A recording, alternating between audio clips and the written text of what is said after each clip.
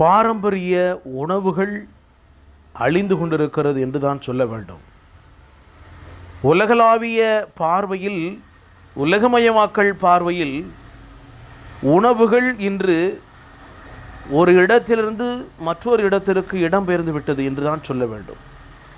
தமிழர்களுடைய பாரம்பரிய உணவுகளை எல்லாம் இன்றைக்கு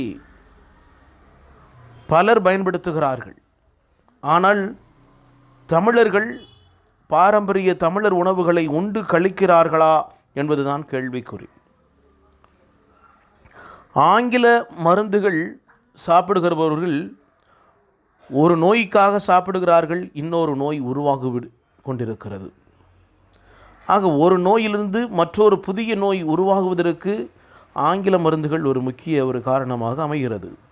குறிப்பாக சைடு எஃபெக்ட் என்று சொல்லுகிறார்கள் ஆங்கிலத்திலே. ஆனால் இன்றைக்கு உணவே மருந்து என்று சொன்னார்கள் அன்று, இன்றைக்கு மருந்தே உணவாக மாறிவிட்டது. இன்றைக்கு பலர் பாரம்பரிய உணவுகளான கம்பங்கூழ், கேப்பக்கூழ் இது போன்ற உணவுகளை நாடி வருகிறார்கள். இது போன்ற கடைகளும் அரிதாக தான் இருக்கின்றது. தூத்துக்குடி ராஜாஜி பூங்கா முன்பு ஏபிகே கம்பங்கூழ் கடை இருக்கிறது. இவர் சொந்த ஊர் செங்கத்தா குறிச்சி, அந்த ஊரை சார்ந்தவர், அந்த கிராமத்தில் வளர்ந்தவர். இன்றைக்கு தூத்துக்குடியில் மிகவும் பிரபலமாக அவருடைய கம்பங்கூழ் கடையை நடத்தி வருகிறார்.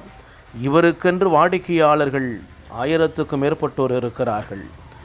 இவருடைய கம்பங்கூழ் டேஸ்ட் மற்றவர்கள் யாருமே தர முடியாது. அந்த அளவிற்கு இவருடைய கம்பங்கூழ் டேஸ்ட் அவ்வளவு அருமையாக இருக்கிறது, ருசியாக இருக்கிறது. ருசி ருசி ருசி என்று சொன்னால் ஏபிகே கம்பங்கூழ் என்று தான் சொல்ல வேண்டும்.